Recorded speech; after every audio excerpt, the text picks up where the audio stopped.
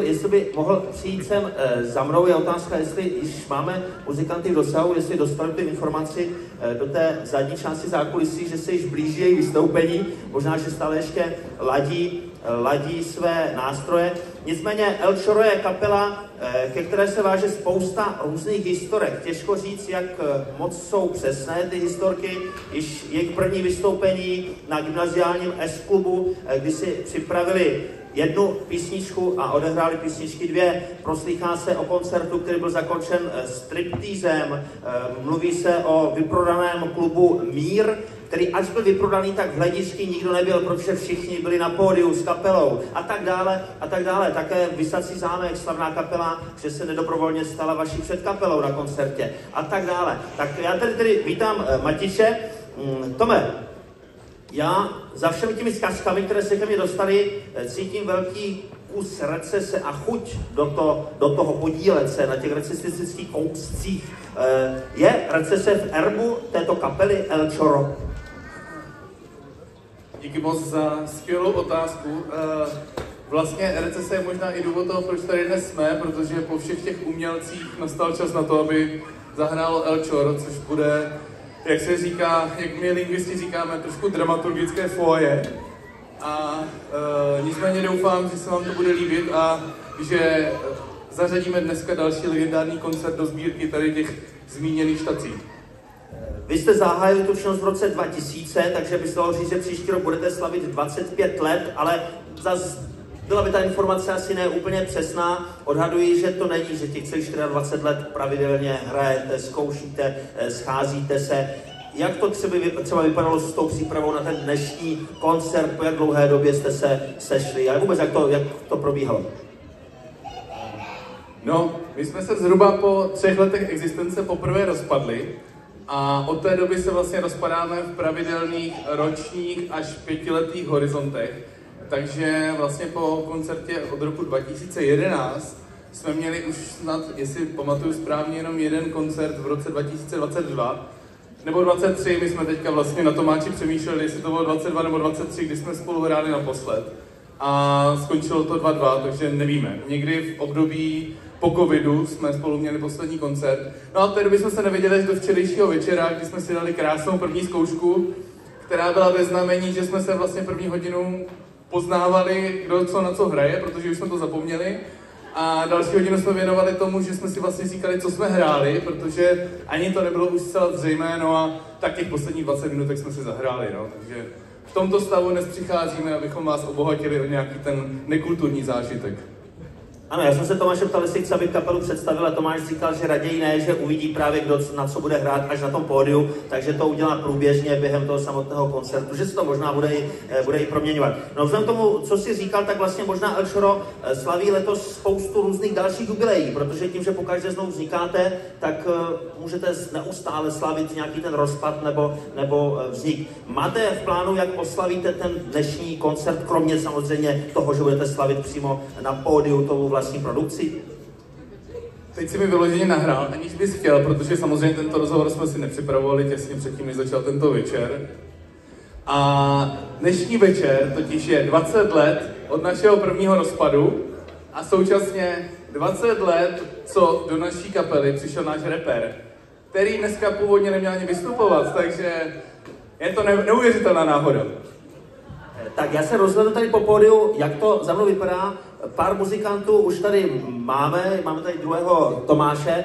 Tome, já mám tady napsáno tvá nebo muzikantská přezdívka Slim, nicméně já tě znám pod jinou přezdívkou. Jak to s těmi tvými přezdívkami je, kolik jich máš a kde jsou ty hranice těch jednotlivých přezdívek, kdo jak používá, na které slyšíš, v jakém prostoru naopak neslyšíš?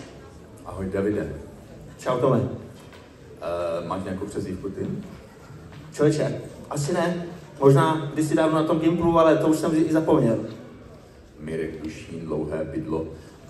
No, tak prostě já jsem Slim. Jakože to je správná přezdívka, ale když jsem se představoval svému tchánovi poprvé, tak ten jakože úplně nerozuměl, byl tam jako trošku šramot, tak jako jak Slip? Tak ten mi začal říkat Slipe.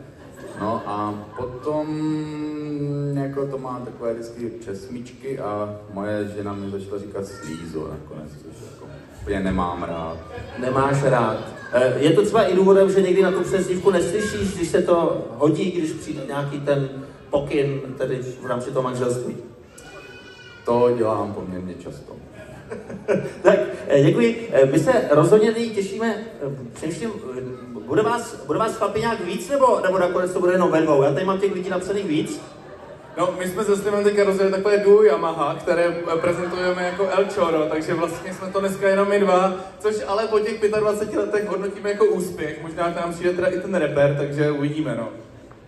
Já jsem počítal s tím, že bude potřeba tady nějaký ten prostor vyplnit, že samozřejmě od sboru přejít k rockové kapele vyžaduje jisté úpravy, ale většinou je to právě tak, že jsou tam ti muzikanti na tom pódiu, což se teďka zatím nedělo, ale už na to zaplně kluci se představujou, aby věděli, kdo to je, vzpomínají si na ta jména.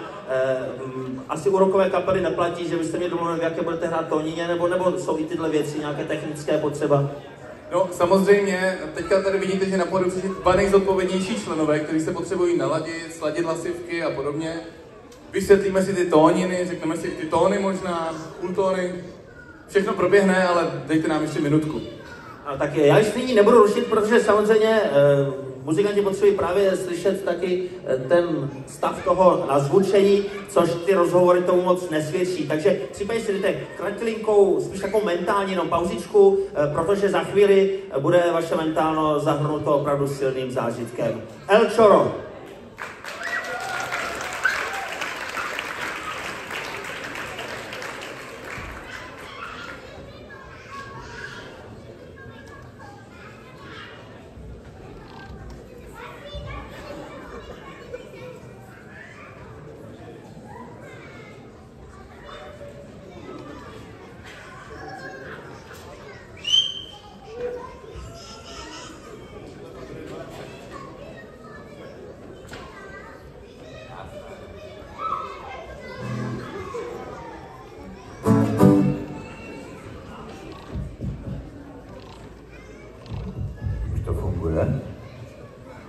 Dobrý podvečer.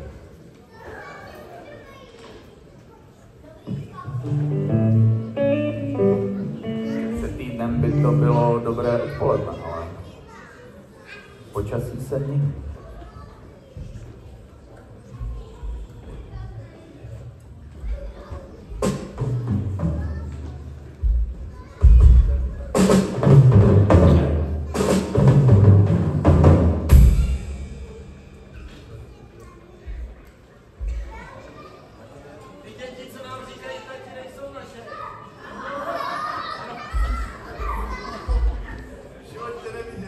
Vzkaz pro všechny faninky, nemáme děti a všichni jsme single.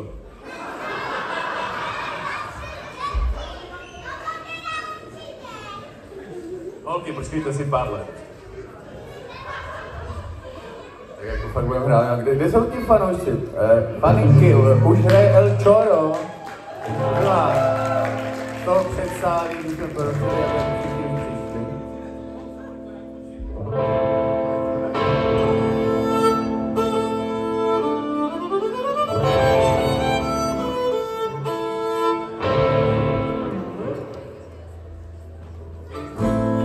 Dobré odpoledne. Myslím si, že pro správné navnímání atmosféry vás všechny poprosíme o jednu jedinou věc. Jestli byste se všichni mohli myšlenkama vrátit na svoje střední školy nebo jiné školské instituce, které jste navštěvovali. A zkuste si představit, že následující půl hodinku vám budeme hrát písně rebelské kapely 16 až 17 letých chlapců, která navštěvovala zdejší gymnázium a která na něm strávila spoustu příběhů a my jsme vám chtěli několik těch příběhů zinterpretovat. A teď nám odešel kytarista, což je taková zajímavost naší kapely. Ale naštěstí odešel kvůli pivu, což je důležitá věc, proč odešel. Tak, neměl bych ho poručit. Protože to je oslý můstek na tuhletu písničku. První písnička vypráví o hospodě, kam jsme chodívali s Gimplem A bez učitelů samozřejmě, ale oni to věděli. A ta hospoda dneska už neexistuje, protože je úplně jiná. Jmenuje se Krček. Tam měli dobré servisy.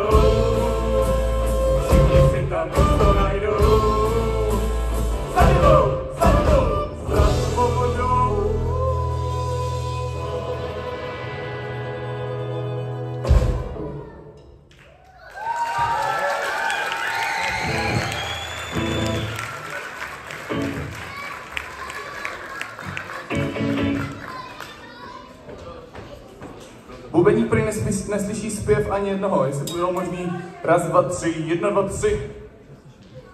Raz, 2, 3. My jsme bratři.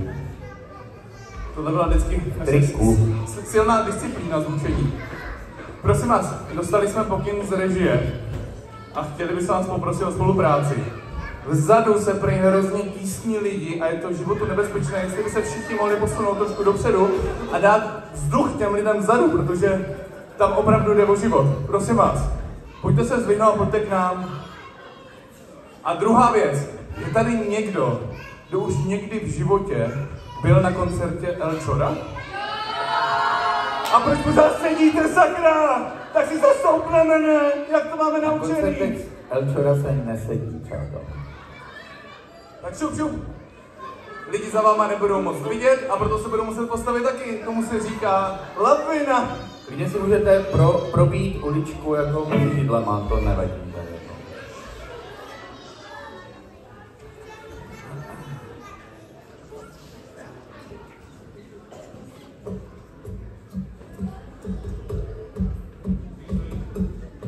Tak dáme si nějakou... Pořád nestojí, že? My čekáme.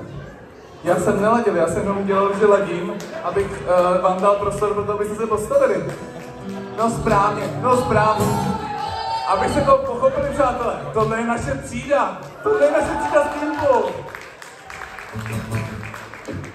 My si to moc užíváme, protože ceníme si to, že jsme byli pozvaní ke 140 letům, protože jsme měli pozvaní k těm 130, 120. My jsme se trošku pozvali sami. Jako, a my jsme se přesně tak trošku pozvali i sami. Další písnička je prorocká, protože vypráví o systému rychlého občerstvení v Uherském Hradišti a o tom, jaká je to chyba, že nemáme McDonald. Chápete to? A po 20 letech? Stejně jako Krček, tahle instituce ještě stále funguje. Takže písnička se jmenuje Kočka.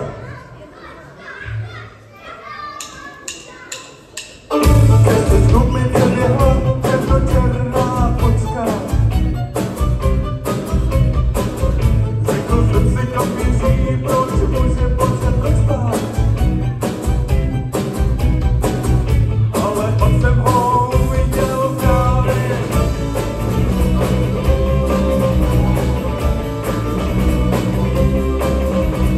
Pak jsem ho uviděl v trávě, jak za ní neřízali.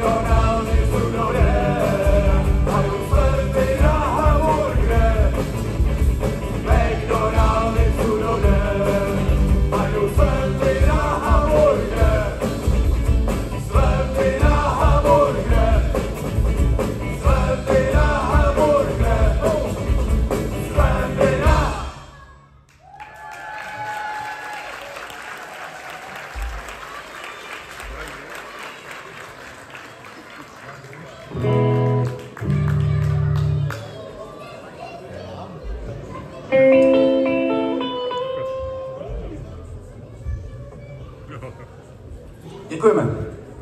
Další písnička je anglická. Má jediný problém. Chtěli jsme stvořit hit, chtěli jsme, aby to bylo anglicky, ale neuměli jsme anglicky. Trochu problém, ale nevadí. My jsme si s tím poradili a vytvořili jsme takzvanou Chinglish, která zdobí tuto písničku. A kdybyste chtěli vědět, o čem opravdu je, tak je to o ztraceném klubu, který bloumá městem a přemýšlí, co bude zítra. Díky.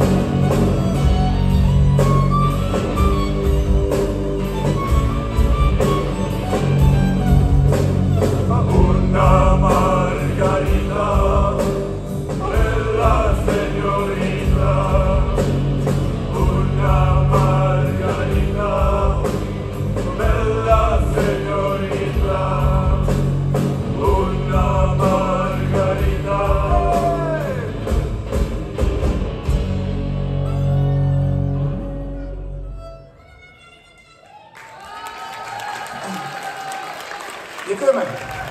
Ta píseň, ta druhá část se jmenovala Kakofonie, což je nelibozvučnost. A jak jste si všimli, uprostřed jsme ji pro vás i trošičku připravili. Jako takovou ochutnávku.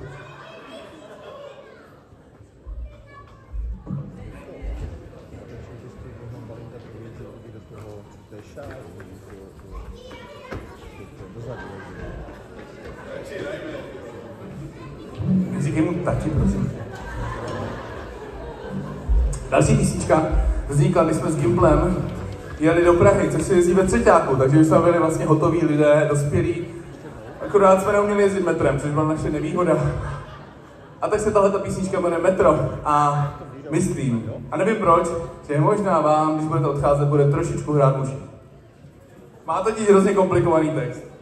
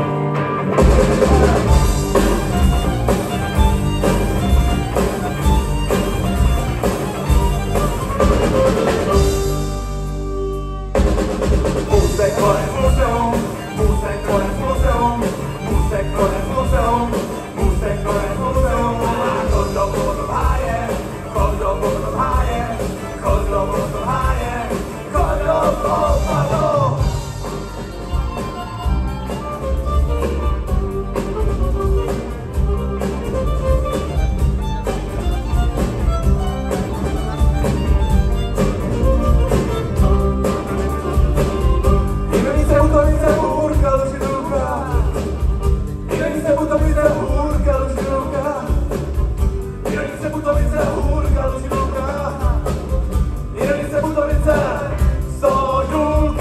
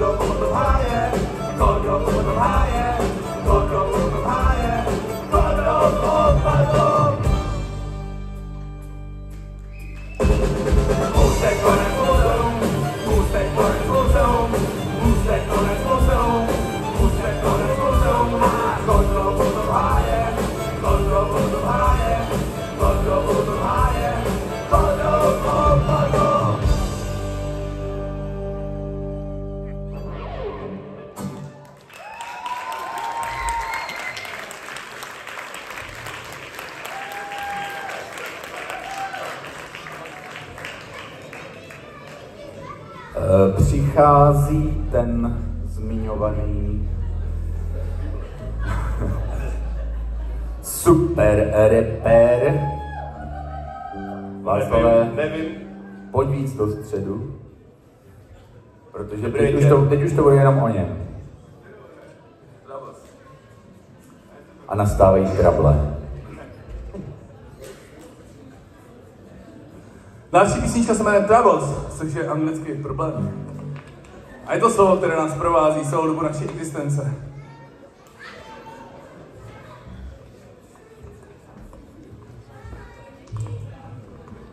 Takže problémy.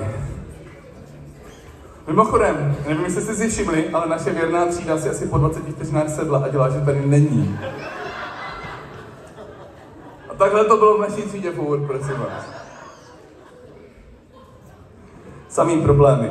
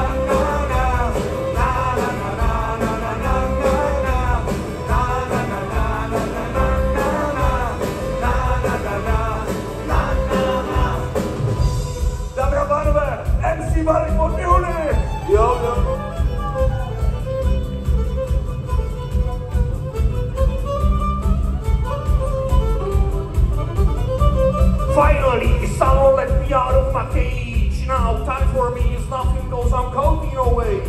Now I couldn't be there, now I shouldn't be scared. I'm good at repairs and I'm rich there. Intangible, bet you things go out come and chew. Then around make you come back it all manageable. Big issues, sitting loose, all you different news. Chicks in news, who you think is really kicking news. Picture you getting down like a picture tube, like a little fuse, like a picture tube, mystical, maybe spiritual. You know who appears that you're too crazy.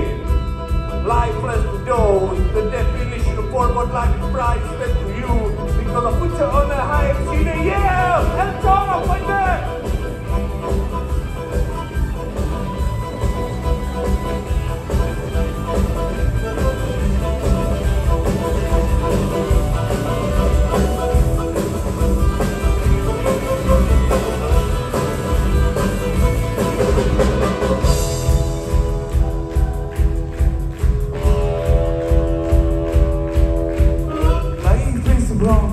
Everybody knows life is snows between up and down. Life is bridge over the mountain. Troubles, troubles. Easy so long, let's sing it. So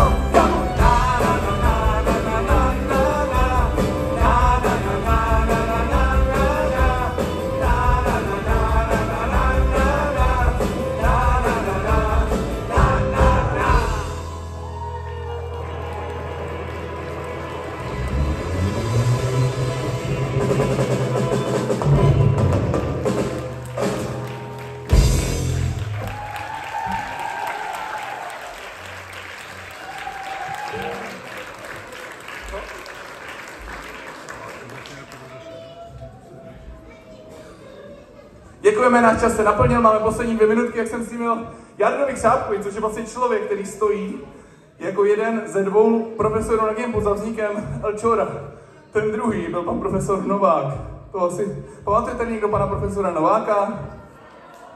Pure gold.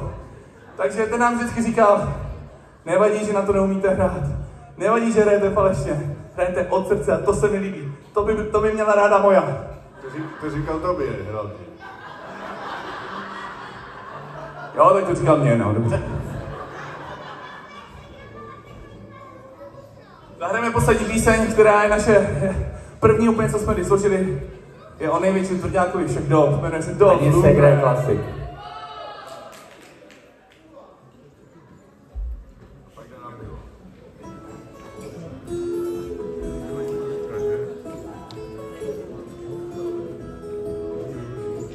Nem túl magyaros, tak se nesmějte.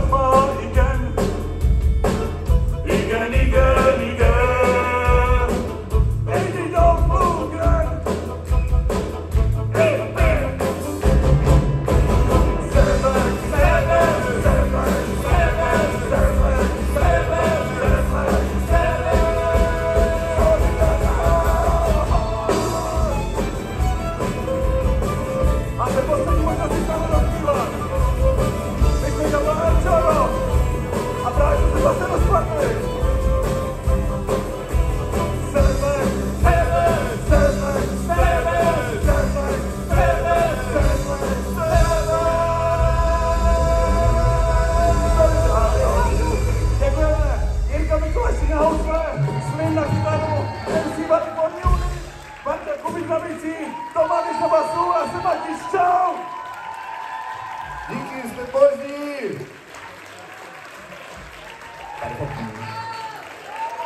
El Choro, a já musím položit jednu otázku, která visí ve vzduchu. Matěši, ještě na vteřinku. Kdy vás mohou opět vaši fandové slyšet a vidět? Stihli jste to včera na té zahajovací a zároveň generální zkoušce probrat? Stihli. Přátelé, vypadá to, že jsme se opět zase rozpadli. Takže se uchýlíme do našich nor a až přijde náš čas, budeme připraveni. Tak, ano. Možná Vy vám slušná i přezdívka Blaník, vzhledem k tomu, že čekáte, že vyjedete vždy v těch nejhorších časech. Ano, vítám tady nejmladší fanoušky, faninky celého uskupení a my se přesuneme velmi svižně do jazzové sekce tohoto koncertu. Tím prvním uskupením, které rozezní tento sál Klubu kultury v Uherském Hradišti v rámci oslav 140 let gymnázia Uherské Hradiště, tak tím prvním uskupením bude jazzový kvartet Jaroslava Křápka. Uslyšíme v podání tohoto jazzového kvartetu 2 písničky a já upozorním, pokud tady v sále máme i studentky a studenty, které vyučuje právě Jarek Křápek, tak myslím si, že to je jeden z okamžiků, který můžete využít třeba ke zlepšení známky v jazyku českém. Samozřejmě to bude platit u jiných uskupení, u jiných kantorů, protože když v tom správném okamžiku zakřičíte bravo, tak to jistě toho vašeho dotčeného profesora potěší a možná se to pak projeví právě na nějaké té drobné známkové odměně. V každém případě jednu z těch písniček napsal právě i Jaroslav Křápek, kterého uvidíte i mezi učinkujícími na jevišti a ta písnička se jmenuje Vzduchoplavec. Jarek ovšem říkal, že možná pro ten dnešní den název té skladby změní vzhledem k tomu venkovnímu počasí na název Plavec. No uvidíme, v každém případě Jarek je připraven, zdá se, že jeho jazzový kvartet také a vám přeji příjemné pokračování tohoto odpoledne, podvečera a slavnostního večera.